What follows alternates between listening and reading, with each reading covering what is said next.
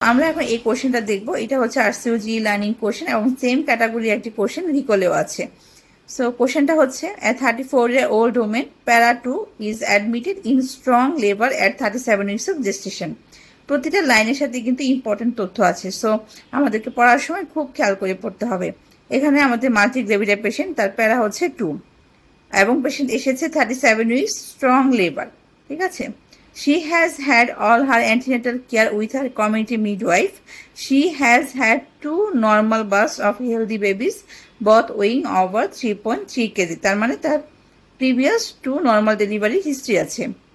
There have been no problems during this pregnancy. As she arrives, she begins involuntary pushing. Meconium stained liquor is draining. An attending midwife examines her and diagnose a breast presentation with sacro-anterior position. So তার involuntary pushing হচ্ছে, meconium stained liquor drain হচ্ছে এবং midwife already examine করেছে এবং diagnose হয়েছে breast presentation with sacro-anterior position. Fetal heart rate is dropping to 80 beats per minute with each contraction, with recovery back to 120 beats per minute in between contraction. She is contracting 3 times every 10 minutes and is distressed with pain but pushing well.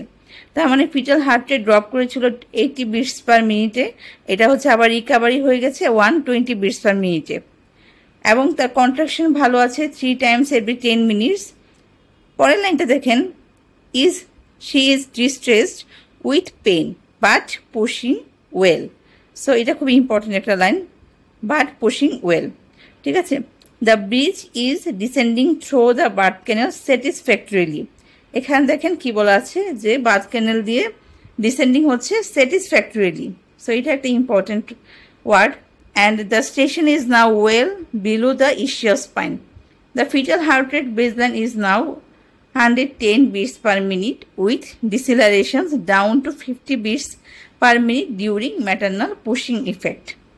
এখানে দেখেন patient হচ্ছে মাল্টিগ্রেভিডা, তার previous 2 normal delivery history আছে এবং পেশেন্টের হচ্ছে bridge presentation, স্যাক্রো-অ্যান্টেরিয়র position এবং meconium stained liker drain হচ্ছে এবং তার হচ্ছে ডিস্ট্রেস থাকলেও সে পুশিংটা ঠিকভাবে করতে পারছে এবং অলরেডি ব্রিজ হচ্ছে বার্থ ক্যানেলে স্যাটিসফ্যাক্টরিলি ডিসেন্ড করছে। তার স্টেশন অলরেডি ইসিয়াস স্পাইনের নিচে চলে এসেছে।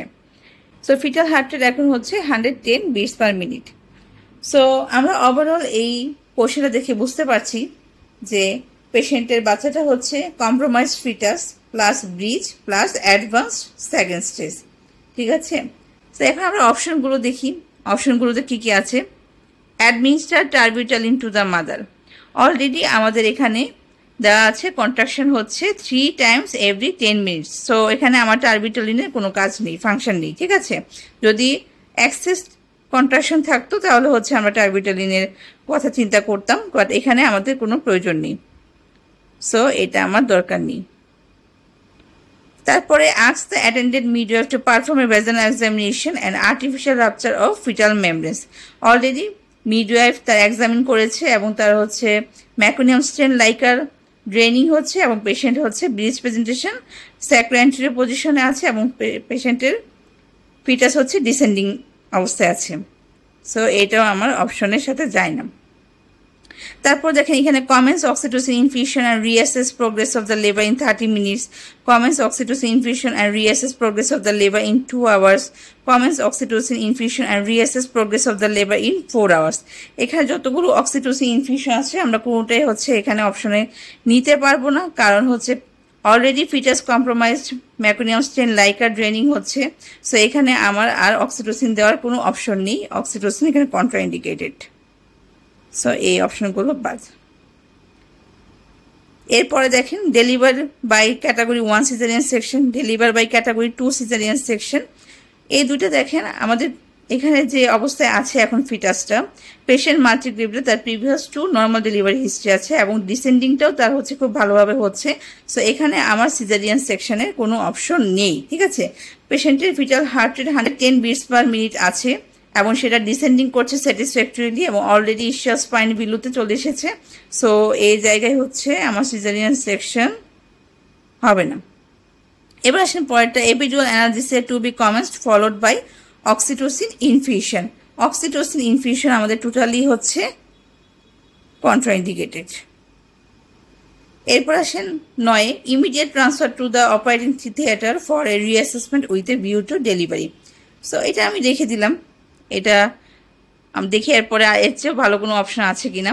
Induce labour by ARM and commence oxytocin infusion, এটা আমার অক্সিটোসিন ইনফিউশন আর ইনডিউস এটা কোনোটাই আমার এই সিনারিওর সাথে যাবে না। Manual cervical dilatation prior to instrumental delivery in theatre, এটারও কোনো প্রয়োজন নেই, অলরেডি পেশেন্ট অ্যাডভান্স লেবারে চলে গিয়েছে, আমার এখানে সার্ভাইকাল ডাইলিটেশনের কোনো দরকার নেই। Perform fetal blood sample for a pH estimation, এটারও কোনো প্রয়োজন নেই, যেহেতু ব্রিজ প্রেজেন্টেশন আমাদের ফিটাল ব্লাড স্যাম্পল আমাদের এখানে পসিবল না। এরপর এটা দেখেন, prepare for assisted and instrumental delivery in the labour room. Okay, এটা আমরা রেখে দিলাম। Reassess progress of the labor in 30 minutes. Reassess progress of the labor in 2 hours. Reassess our progress of labor in 30 minutes and reassess progress of the labor in 2 hours. এটা হচ্ছে আমরা এখানে রাখলাম, পরে আমরা এটা নিয়ে আরও কথা বলবো। তারপরে দেখেন ultrasound scanning to confirm the fetal presenting part and placenta localisation, এটা এখানে কোনো প্রশ্নই আসে না, সো এটা বাদ। আচ্ছা, এবার আসেন আমাদের অপশন আমরা রেখে দিয়েছি 9, অপশন রেখে দিয়েছি 13, অপশন রেখে দিয়েছে 14, 15, আর বাকি যে অপশনগুলো আছে সেগুলো কেন হবে না অলরেডি বলে দিয়েছি। 9 নাম্বারটা দেখেন, immediate transfer to the operating theatre for a reassessment with a view to delivery. And 13 নাম্বারটা দেখেন, prepare for assisted and instrumental delivery in the labour room. So এই দুইটার মধ্যে দেখেন আমাদের পেশেন্ট হচ্ছে মাল্টিগ্রেভিডা এবং তার previous two normal delivery history আছে এবং তার ডিসেন্ডিংও খুব স্যাটিসফ্যাক্টরিলি হচ্ছে, পুশিংও ভালো আছে এবং স্টেশনও নিচের দিকে, এবং তার একদম ডেলিভারি সে খুব কাছাকাছি সময় চলে এসেছে, যেহেতু মাল্টিগ্রেভিডা এবং আগের প্রিভিয়াস হিস্ট্রি আছে, ডেলিভারি খুব কাছাকাছি সময় আছে। সেই পেশেন্টকে আমরা কেন অপারেটিং থিয়েটারে ট্রান্সফার করব? অপারেটিং থিয়েটারে আমরা তখনই ট্রান্সফার করি যখন হচ্ছে আমাদের মনে হয় যে আমাদের এই পেশেন্টের যদি নর্মাল ডেলিভারি না হয় সেক্ষেত্রে আমার সিজারিয়ান সেকশন লাগতে পারে, এই ধরনের পেশেন্টকে। সো এখানে যেহেতু পেশেন্টে আমার অলরেডি সব কিছু ভালো আছে, প্রোগ্রেশন ভালো আছে, সো এবং সে ডেলিভারি খুবই কাছাকাছি সময় চলে এসেছে, মাল্টিগ্রেভিডার পেশেন্ট, আমাদেরকে লেবার রুমে, এটা আমরা খুব দ্রুত লেবার রুমে হচ্ছে পেশেন্টের ডেলিভারির প্রিপারেশন নিতে হবে। অ্যাসিস্টেড ব্রিজ ডেলিভারি অথবা ইনস্ট্রুমেন্টাল ডেলিভারি আমরা যেভাবেই প্রিপারেশন নিই আমাদের হচ্ছে লেবার রুমে এটা করতে হবে, আমাদের এখানে অপারেটিং থিয়েটারে ট্রান্সফার করার কোনো প্রয়োজন নেই।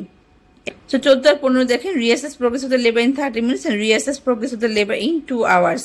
যেহেতু পেশেন্টের প্রোগ্রেশন খুবই ভালো এবং তার ডেলিভারি সে খুবই কাছাকাছি সময় চলে এসেছে, এখানে আমাদের মেইন কাজ হচ্ছে আমাদের প্রিপারেশন নেওয়া, তার ডেলিভারি প্রিপারেশন নিতে হবে। আমাদের অ্যাসিস্টেড ব্রিজ ডেলিভারি অথবা ইনস্ট্রুমেন্ট ডেলিভারি যেভাবে আমাদের দরকার হয় আমরা সেভাবেই করব, সেটার প্রিপারেশন নিতে হবে।